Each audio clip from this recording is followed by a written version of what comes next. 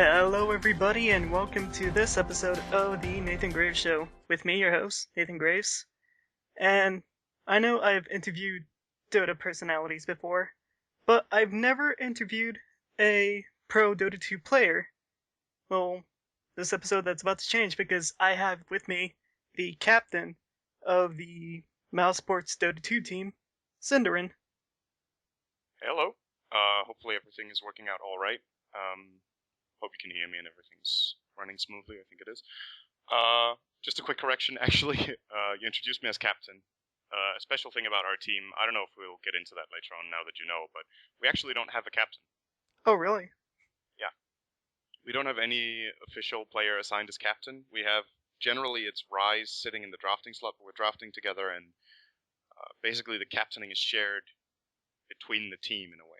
So, yeah, nobody takes all the blame and nobody gets all the honor.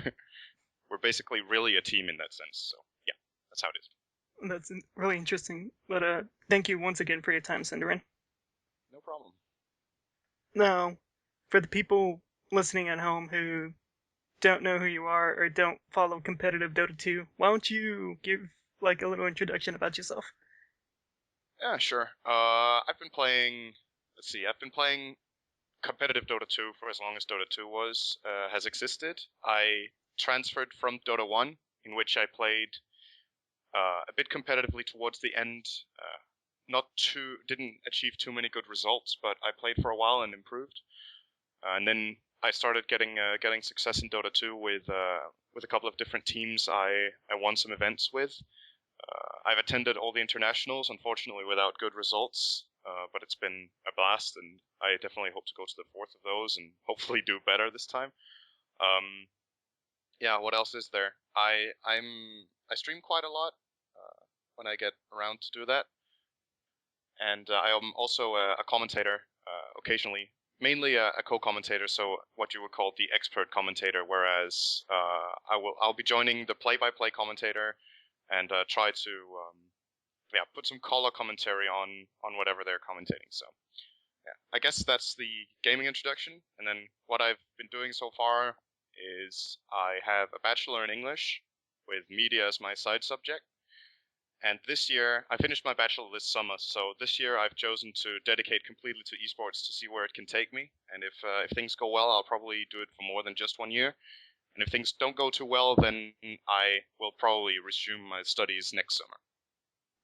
Now, how did you get drawn into the world of Dota? Oh, that's a long, long time ago. I think it was back in 7th or 8th grade. Myself and a lot of friends were playing Warcraft 3. That was kind of the game for us at that point. So we were playing a lot of custom maps as well as the regular Warcraft 3. And at some point we just discovered this thing called Dota and tried to play it, and we went from being, complete noobs in it, obviously, as everyone is when they start out, to actually becoming pretty good. And it was a game we've played together for such a long time, and we're still playing together. The same friends I started out with play together. The thing that changed, since they haven't really gone competitive with it, was that I had a stronger desire to keep improving and competing against better players and getting into more exclusive communities, because in Dota 1 it was a little bit different than in Dota 2 in terms of like communities, because since Dota 2 has a well-established matchmaking, there's not the same need for in-house systems where people are, qualified to play in, because the matchmaking to a large extent takes care of it for you by rating you based on your performance in the games. You get put in brackets.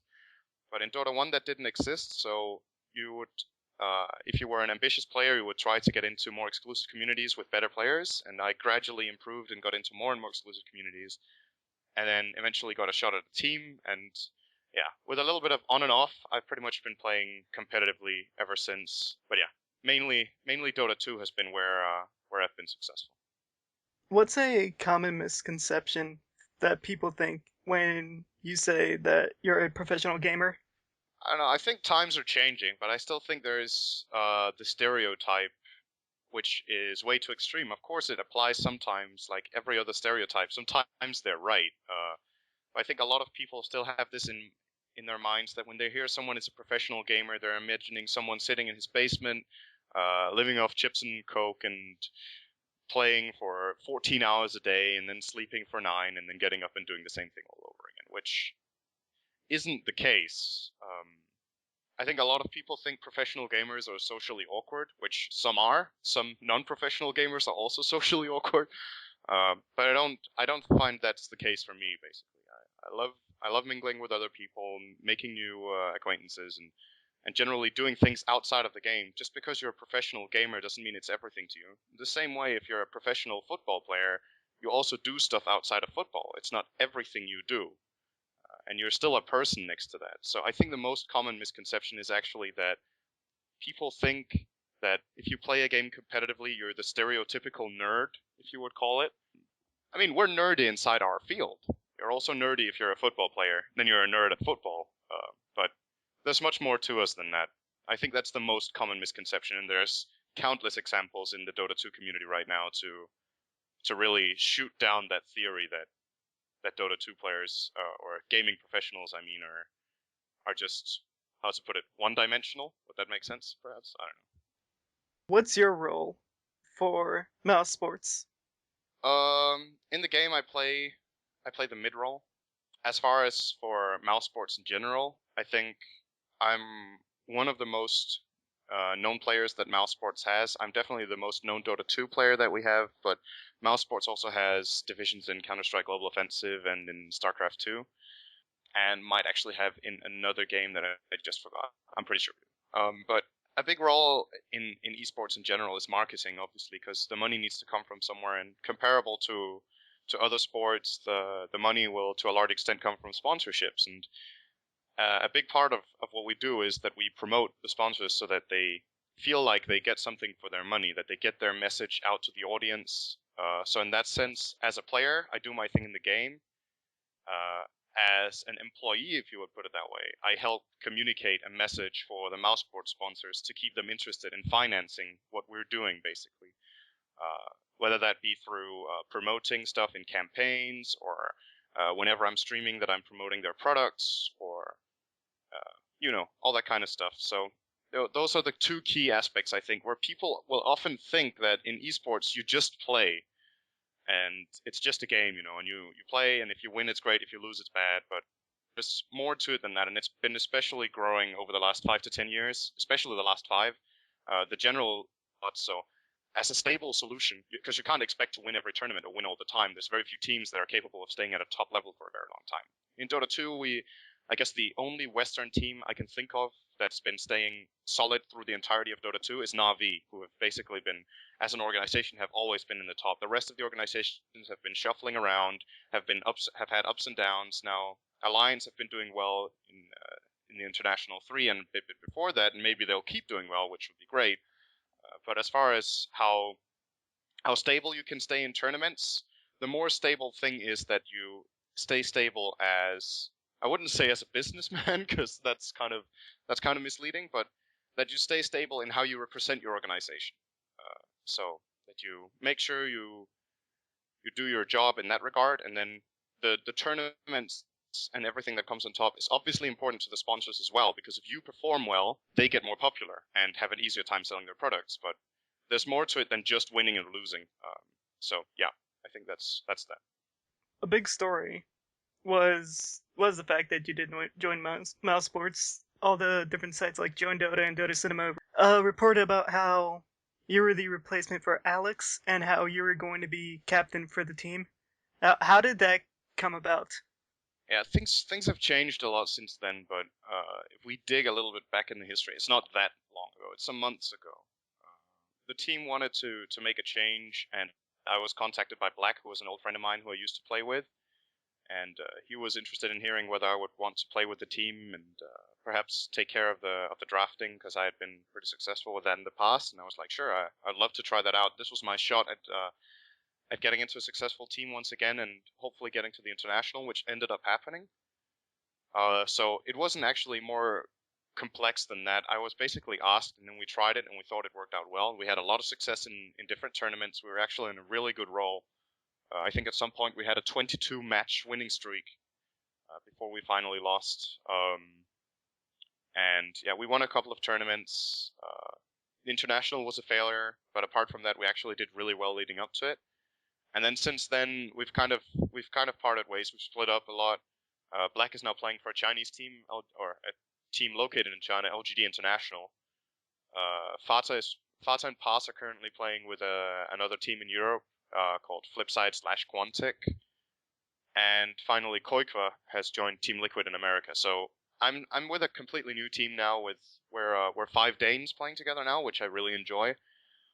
And as I said, yeah, I'm not really a captain for this team. We're doing it together and each trying to take care of our own role in the team. So it's a different adventure now, and I hope it's going to turn out well.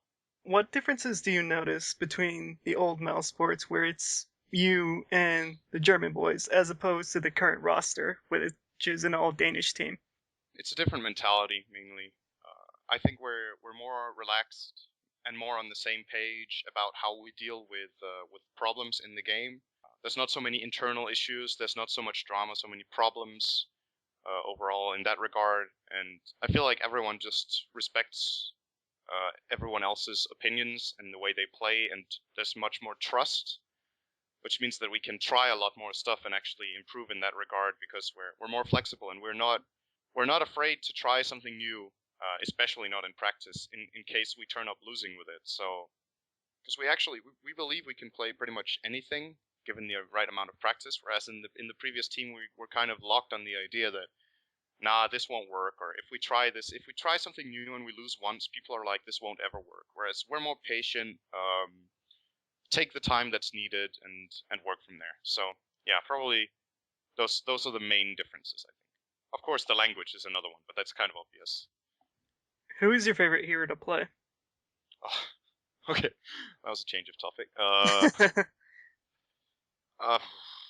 I don't know if I really have a favorite hero. I guess the hero I'm most known for is my Night Stalker, which I had a lot of success with 2 years back in Dota 2.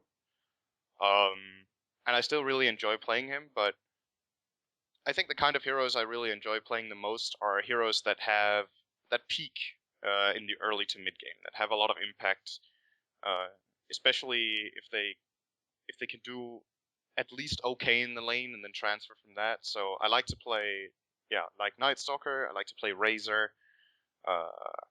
Nyx Assassin is also a mid hero that I favor, and there's other heroes as well. But that the type of heroes that don't have to farm for an eternity to be effective, but at the same time can really use farm should they get it. Also, a hero like Clockwork is one I really enjoy. Maybe someone like Dragon Knight. Yeah, there's a lot of stuff. And now with the new patch, things are changing around, so I might get 1 or 2 new favorite heroes at this point. Now, on the flip side of the question, who are heroes that you just don't like playing at all? It's actually a little strange because I've always kind of had the feeling that I really hate heroes that need a long time to farm without having any impact. But then again, I see myself actually enjoying playing heroes like Medusa. I guess the hero I like to play the least is Meepo because it makes me feel so incredibly bad when I play that hero. Because yeah, it's a hero that's really micro intensive, and that's definitely one of my biggest weaknesses in the game compared to other really good players. And if I find in the game that I'm just playing so significantly worse than the hero's potential, then I feel awkward. And Meepo is probably the one I'm worst with compared to the potential of the hero. So I guess you could say that's one of my least favorite heroes. Apart from that, heroes that really need to farm long, like I said, are still not my favorite kind of heroes. But I don't know. I actually find myself liking to play a lot of different stuff after all, and I used to be more picky with what I play, but nowadays I actually kind of just like playing pretty much anything. So Lone Druid is another hero I really dislike because I don't feel like I can play it compared to its potential. Again, a hero where even though it's only 2 units, the correct micro with it is actually really important. So yeah, I would say Lone Druid and Meepo probably as my 2 least favorite heroes. Now, stepping aside from Dota for a little bit, do you play any other video games, or is it strictly Dota? I've played a lot of stuff. Right now, it's mainly Dota I play, but I've played lots of different genres and types of games. Not only computer games. My gaming started out with Game Boy, I think, a long time ago.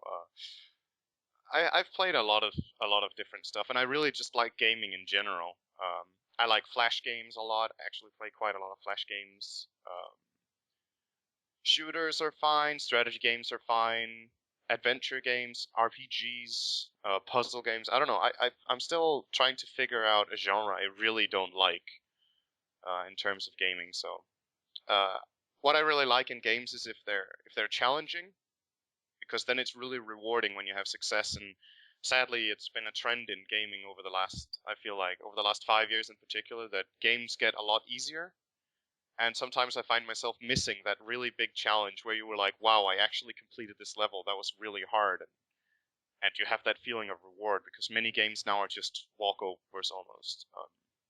So that's one thing I really like. That's when the games are challenging, or when they have, like, for example, the achievement system. You have a feeling of reward of obtaining something that's difficult or requires some commitment, exclusive in a way to you. I think that's my favorite type of games Oh, what would you say was your favorite video game of all time. of all time, if you had to choose one? Dota 2. Okay, favorite game that isn't Dota 2. World of Warcraft in the vanilla, so before any of the expansion packs. Could be a combination of the age I was when I played it, but also the game itself was actually really, really good at that point. And every game is relative to the time that it's made. I mean, some games are timeless and just become classics. But I feel like World of Warcraft, the first World of Warcraft that came out, was really good after a lot of the bug fixes came in. And then I've never had the same feeling after the expansions as I did with the original. That game to me was incredibly good, actually. Apart from that, I don't know, the best shooter I've played is probably still Counter-Strike 1.6. Yeah, what about puzzle games? Real-time strategy, the best I've played was Warcraft 3. Now, I didn't play StarCraft 1, but I've played StarCraft 2. And it doesn't appeal to me in the same way as the Warcraft universe did. And Warcraft itself as a game was also incredible as a custom game, for all the custom games of which Dota was just one. So Warcraft 3 is definitely far up the list as well. Maybe above World of Warcraft, actually, but Dota 2, World of Warcraft, and Warcraft 3 should probably be my top three then, I think. Now, there's obviously a big rivalry online between League of Legends and Dota 2. And question is, have you tried League of Legends personally, and do you think Dota 2 will become big enough to rival League of Legends in terms of consistent numbers, or even overtake League of Legends? I've played a lot of League of Legends, and it's actually a game I enjoy. And I know that's kind of taboo for a lot of Dota players, but to be honest, I feel like the hatred from Dota 2 to League is kind of ridiculous. Uh, I'm all for. I mean, I think it's perfectly fine if when people have played the game and they're like, I don't like this game, I think it's bad, I think Dota 2 is better. That's great. I mean, everyone is entitled to their opinion. And personally, I also think Dota 2 is the better game, but that doesn't mean I can't enjoy another game as well. What I dislike is the people that feel like they have to. It's almost like you have to hate League of Legends to be a Dota 2 fan, which is something I really dislike. Because, I mean, it's like saying you can't be a fan of some sort of pop artist unless if you hate Justin Bieber at the same time or something. It's kind of that syndrome I feel is spreading somehow, that you want to conform to some sort of identity group, and then you need to hate something else to be a part of that group. So I personally think League of Legends is a good and a fun game. I've played it a lot, like I said. Its depth does not compare to Dota 2, though. I think Dota 2 is the more beautiful game in terms of strategy and diversity and what you can do. But what makes League of Legends very successful and very popular is that it's more linear. It's easier to understand. It's easier to get into and to play. But then again, when you reach a competitive stage, I just feel that that game doesn't offer the same amount of depth and enjoyment as Dota 2 does for me. So what you could say is the success is, and it's a great game for a casual and public audience, which is why it's doing very well. But Dota 2 is getting massive growth. Whether Dota 2 can overtake League of Legends as such, I don't know. I also don't know if it's important. I think the important thing is that Dota 2 keeps growing. I don't feel like we have to beat another game. We just need to keep getting better in our own arena. And the more popular a game gets, the better. whether it overtakes another game, you could say, is that important? Is it important that football is more popular than tennis? I think tennis is happy the more viewers it gets and doesn't feel like, damn, we have to have more viewers than football all the time. And those are two great sports that I enjoy. I favor one more than the other, but I can enjoy them both. So that's probably the best analogy for me. Well, to completely answer the question, if I think Dota 2 will overtake League of Legends, I think Dota 2 has to do some work to do that, because it needs to make it more appealing for new players. There needs to be something done, which I believe is in the works, to make it more comfortable for new players to get into, to make it easier to learn, that kind of stuff. And there's some stuff that's being worked on, I think, and that's a major step to making it more appealing, is that it's an easier game for casuals to get into, because I think a lot of people will feel like it's overwhelming and lose interest because it's too complex for them, and search for something where they feel like they can easier master the game, or not necessarily master it, but just feel decent in the game. So Dota 2 has some work to do in that aspect, I think, but I believe Valve is aware of it already and working on something. What was your first game of Dota like? Of Dota 1? Of Dota 1. It's funny when I read these stories from other people, I'm like, wow, you can actually remember everything about your first game. I don't know. I don't remember it, to be honest. What I do remember is that when I started out playing, I guess it's what a lot of other people do, I bought recipes and I was like, why isn't this doing anything? Because you needed, obviously, the components for the recipe as well. Or no, that's back also when wood, I think recipes cost wood, which you couldn't acquire, and I was like, how do I get this wood so I can get this recipe? This sounds really good. I just need one wood. And it was like, oh, okay, you actually need two other items, and then they automatically combine into this good item. Oh, okay, so I guess like everyone else, when you start out, you're just completely lost in the map. I mean, I've been playing a lot of Warcraft 3, so I knew the hero concept. I knew the concept of like having creeps that are easier to kill than heroes, and the strengths of that, and then towers, how towers work, all that kind of stuff. But I was messing around in the start, I think. I believe the first Dota I played actually had the original Warcraft 3 heroes, just scale. So everyone wanted to pick Terrorblade because he was an agility hero with an ultimate that turned his damage type into chaos and made him ranged, if I remember correctly. It's a very, very long time ago. But I'll tell you one thing for sure, I was definitely shit. That's what I remember. I'm pretty much in the same boat. I've only been playing Dota for about a year and a half now, and I think for the first 2 or 3 months, I didn't know that you could buy items separately, so that they combine together. I just saved up to buy the whole item, so I wouldn't have like a pair of boots for a good like 15 minutes or so. Now, something that I've noticed in competitive Dota with captains of the team, they're usually in the 4 or 5 position. Like Puppy for Navi plays the 4 position. Fly for Fnatic is the 5 position. Why is it that captains usually play the support role? I think for most teams, the thing is that I want to say there's a difference between being the captain and the drafter.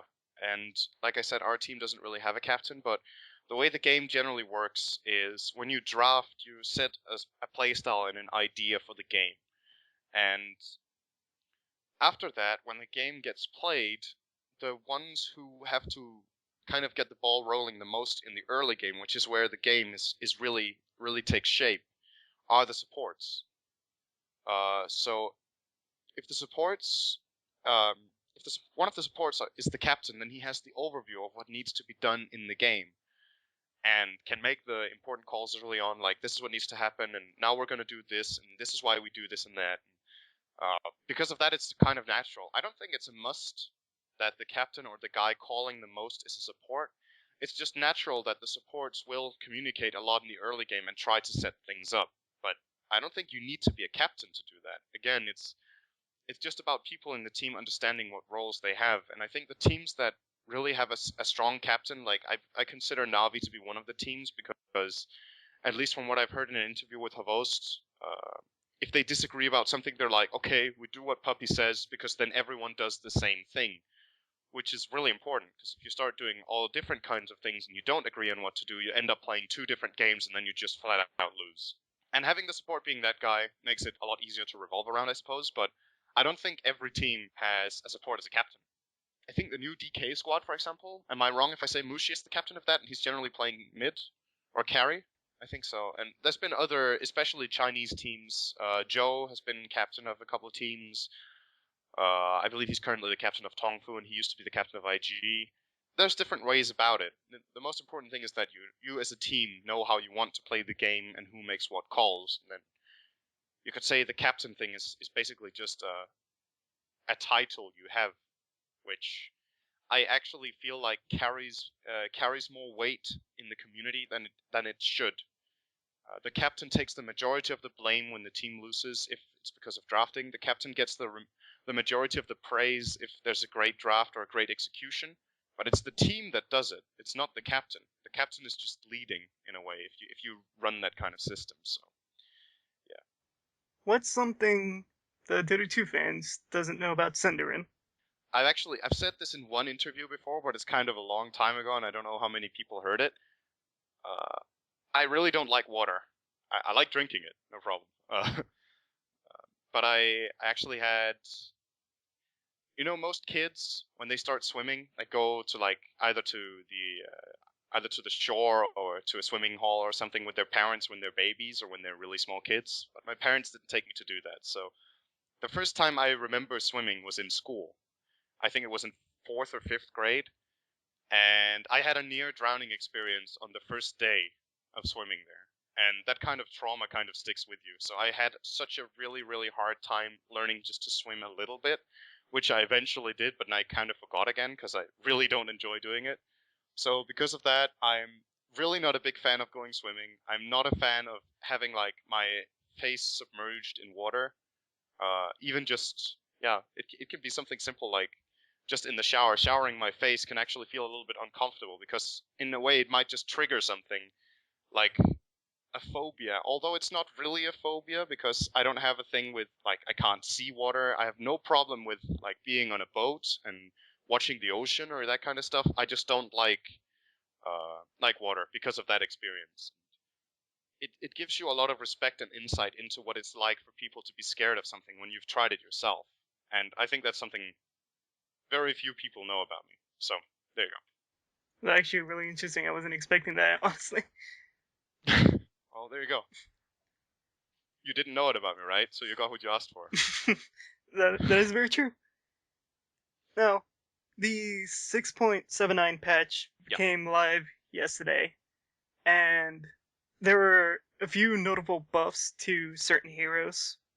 For example, Bloodseeker being able to move basically like Sonic the Hedgehog. Now, are there any notable buffs that will change the metagame? And do you see any heroes becoming viable because of these buffs now, like Bloodseeker or Beardmother? As a matter of fact, the day after the patch got announced, I did a 3-hour breakdown together with Koikra from Team Liquid that you can check out, which is on my YouTube. Just a little bit of plug there, I guess. But yeah, we're discussing a lot of stuff in that. So kind of any questions you would want answered are probably kind of covered in that. But if I needed to point out the most notable changes, I would say Lich is getting incredible. He's actually getting banned in the first phase now in competitive matches, if you haven't noticed just yet. But yesterday, Navi versus Speed Gaming Lich got banned in two or three of the games, I think. And today, DK versus Tongfu, Lich was banned as well. And this hero just got incredibly strong from that patch. Apart from that, he's just the one that really sticks out to me, but there's a couple of others. Like the changes to Broodmother might make it really good, but it's not in Captain's mode right now because of it. Oh, what else do we have? Axe got a lot better. I don't know if that's enough to make him competitively viable. Clink's got better. Disruptor, I think, is going to make a splash. And he got picked today as well in DK versus Tongfu. DK was playing it. They kind of showcased how good this hero can be now. And it's actually a hero I really enjoy to play with and just watch. So I'm hoping he gets more popular. So right now, to me, the two main buffs are actually on Disruptor and Lich. And then secondary, Luna, because of the glaives. She's becoming a top pick already because of the glaive change. And Night Stalker, because of the nighttime cycle and his ultimate. He's actually becoming a really top pick now as well, which I love to see because it's one of my favorites. And eventually, I guess at some point, people are going to discover that Pugna is a good hero, including myself. I think Shadow Shaman's buff is kind of strong. Skeleton King as a support, of all things, could be good now. And Slaughter and Venomancer. Yeah, those are probably... Now we've been through quite a lot of heroes, but it's a little hard to grasp because there's so much going on at once. But yeah, those are the most notable ones just from scrolling through it. Are there any heroes in Dota 1 that have not made the transition yet to Dota 2 that you can't wait to play? No, actually, not really. I know a lot of people are looking forward to Techies. I'm not that excited about it. What else is there? Soulkeeper, which was called Terrorblade, will come in at some point as well. I think I don't even remember what he's called in Dota 2. Those were the two Dota 1 names, actually. He's called something else. Where is he? I think it was called something like Wraith King. Yeah, Wraith King. You're right. He's going to be called Wraith King probably. Not really looking forward to that hero too much either. Then there's like Ember Spirit and Phoenix, Legion Commander. I never played with or against Legion Commander. I never played with or against Ember Spirit.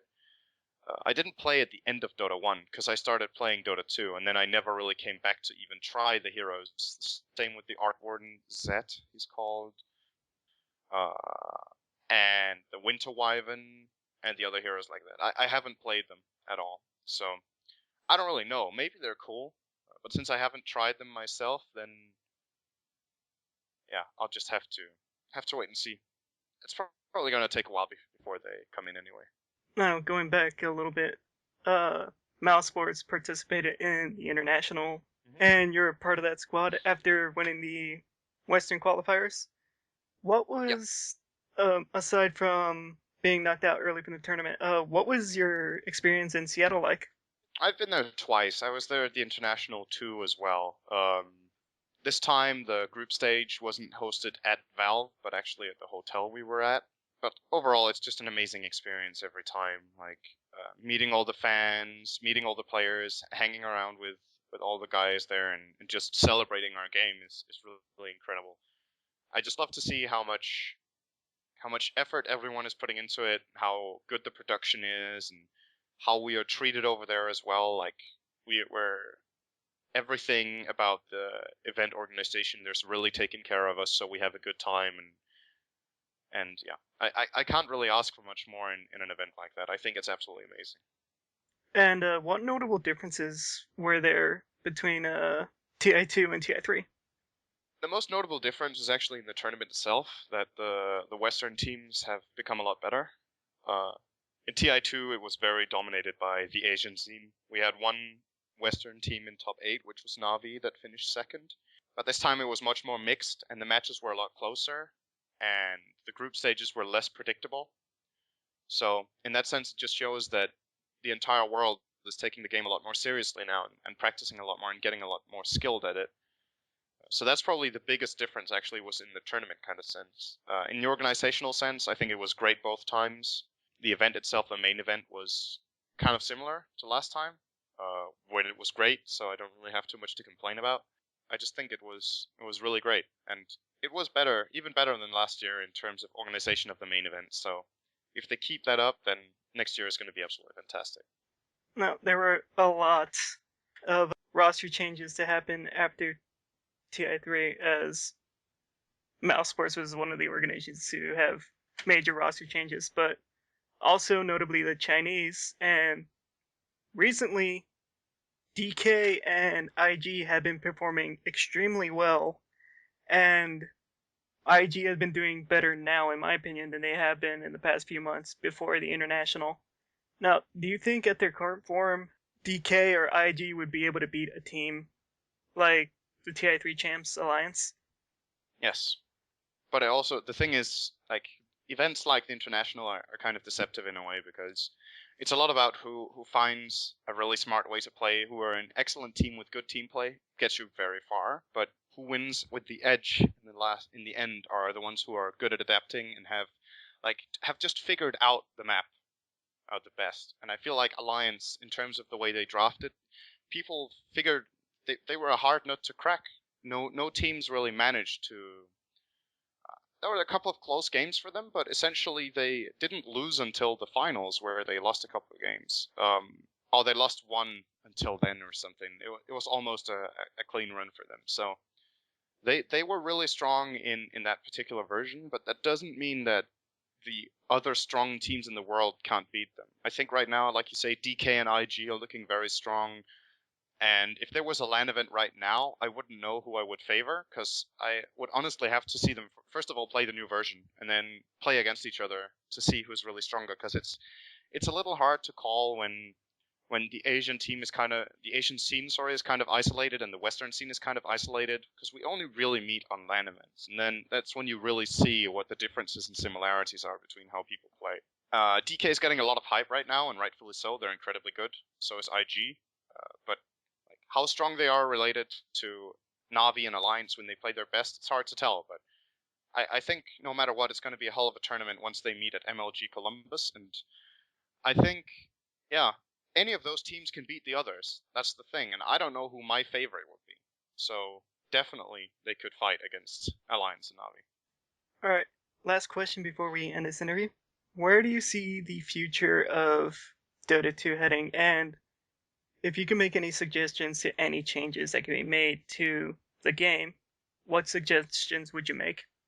I actually think it's really easy to predict for now, because until we see any sort of indication that the game is going to not progress, then there's going to be progress. So I'm expecting growth. I'm expecting more tournaments. I'm expecting more money being thrown into the scene in terms of the competitive scene, because everything is just growing and becoming more popular right now, so that's great. So I'm expecting more growth in that sense. I'm expecting more growth in the casual sense. Everything is growing, like the game itself. There's being more stuff changed, more things ported in, more economy around the game. Like I said, I think one of the major things that actually have to be done, of course, everyone is waiting for the new heroes to come in, which I understand, because it's content and people want more content in the game, of course. But I would really, like I said, love to see a way of welcoming completely new players and giving them a fair chance to get acquainted with the game and not get run over by the fact that there's 100 heroes in the first game they play and they have no idea what anyone does.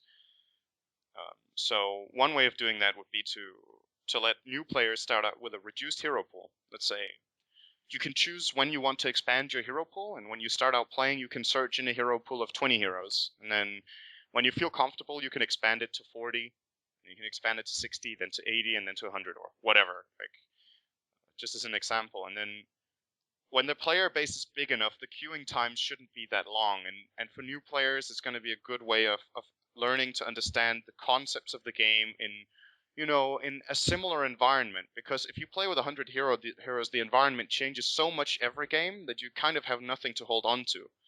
But let's say you play with the same 20 heroes in your first 50 games, then you're like, okay, I really know what these guys do, and then you start learning more about like how the map works and what does it matter when I do this thing, because I know all the factors in the game right now in terms of what the enemy's heroes do, so now I can start understanding what it means to jungle.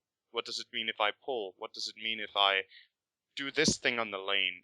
When should we push a tower? Why is this, all those things are hard to grasp when you don't understand what you're playing against in every game. And since it changes so much, then I think that's kind of detrimental to new players that they get thrown into such a big hero pool. So that's one change I would love to see to make our game more appealing to a new audience. Alright, syndereN, I'd like to thank you for your time once again. Pleasure. And for all of you listening at home, you can follow syndereN on Twitter at syndereN and like him on Facebook, facebook.com/mtwsyndereN. I believe that's correct. Yeah, it's a leftover, and it can't really be changed from when I played in MTW. So yeah, that's how it is. And also check out his videos on YouTube, syndereN Dota also, I believe. Yep. And any other shoutouts you'd like to give, like to your sponsors or to your team? Finally, my live stream is twitch.tv/syndereN when that's live. And yeah, there's a lot of VODs there. You can also check out my homepage, which is syndereNDota.com. You can hear there's a lot of stuff, right? But that should be all of that. There's a couple of interesting things on there that you might want to check out. I'm one of the players that that offer coaching, which I've had quite a lot of success with and people have really been enjoying. So maybe that's something for you. And yeah, finally, shout out to, of course, to my team in Mousesports and to our sponsors, BenQ, Guile, XMG, Razer, and Thortech. And also be sure to follow this podcast on iTunes. Follow me on Twitter so that you can find out who the next guest is going to be on the Nathan Graves Show. And that's going to do it for this week. I want to thank syndereN once again for joining me. And this is Nathan Graves 99 signing off.